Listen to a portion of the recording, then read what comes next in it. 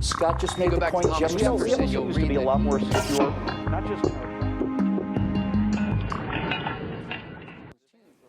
Oh, my friends, think about all the money you're about to pay in federal taxes this year, and then think of all the money you paid in federal taxes last year. Now think of all the money you've paid and will pay in federal taxes in your entire life. Now think of all the money all of the people you know have paid and will pay, and now think of all of the money of all of the people that they know have paid and will pay. Now we can imagine what all of that labor cost us. We can imagine the things that we had to give up in order to pay those tax bills. But if you really want some heartbreak, just ask yourself what all of that money actually bought us. The military's been slashed. We no longer have a manned space program. Our roads and bridges are in appalling condition. They're getting worse by the year. Our schools are an international disgrace. All of that money, and more than you can imagine, can disappear not even into waste or graft. With a federal budget this out of control, this huge and this impersonal, all of the taxes you and your friends and their friends have paid can just be lost in a rounding error. Or if you prefer, $40,000 of everything that you paid into federal income taxes went to buy this bloated government, and $60,000 went into somebody else's pockets. I'm Bill Whittle, and in part two of this three-part trifecta, we're going to examine the question of whether or not the federal government is simply too big to make sense, too big to be effective, and too big to survive, at least in the long run. So joining me now to figure it all out are enslaved taxpayers Steve Green and Scott Ott. Welcome, gentlemen. You know, when I try to describe the logic behind some big government program like Obamacare, I say something like this. If you give a doctor $1, you get $1 worth of health care, and if you don't like the health care you got, you didn't think you got your money's worth, and you go find another doctor. Obamacare means that the government takes $1 out of your wallet by force and pays about 34 cents to the doctor, in addition to making him hire 2 or 3 people to figure out how to fill out and comply with the paperwork that allows him to get his 34 cents on the dollar to begin with. Scotty, this is how things work. This is how things work in the federal government of today. Can this continue, or is this economy and this federal government just too expensive to survive? Well, as long as our pitchforks and our torches stay in our barns, yeah, it can continue indefinitely. As long as we're willing to keep reelecting people who continue to spend money that we no longer have. I mean, the shocking thing about your enumeration of all of that money that we've all paid in taxes is the fact that despite that massive influx of cash, they've already spent more than that.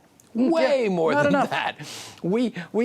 We owe money into the future. You know, it was funny because I was just in an emergency room within the last 48 hours, and at the nurse in the emergency room, I said, you know, we have to get a set of crutches. And the nurse in the emergency room said, oh, we can give those to you. And I said, give those to us? And they were like, well, yeah, it's going to get billed to your insurance company. And I said, you know what? I'll go across the street and I'll buy them cash at Walgreens because I know what Walgreens is going to charge me for the crutches. And, you know, it's like, oh, don't worry, insurance covers it. The larger an entity gets, the more difficult it becomes to track the income and the outgo, and the less accountable people become in that system.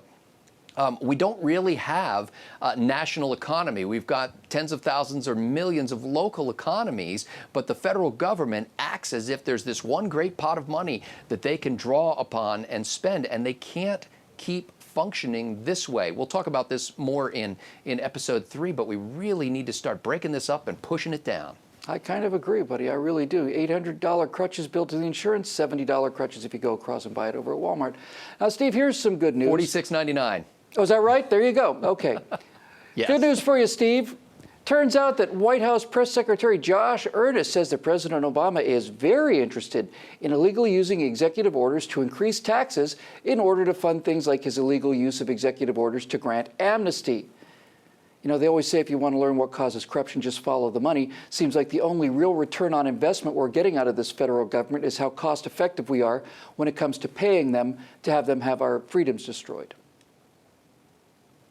This is maybe the most frightening story I've ever read. You know, this country was founded in a tax revolt because we believed in no taxation without representation, and the American colonies were not represented in the British Parliament. Now, we did have, believe it or not, we did have some partisans in Parliament who could see our plight and wanted to respond to it. They might not have been willing to go all the way to allow American colonists to go to London to serve in Parliament.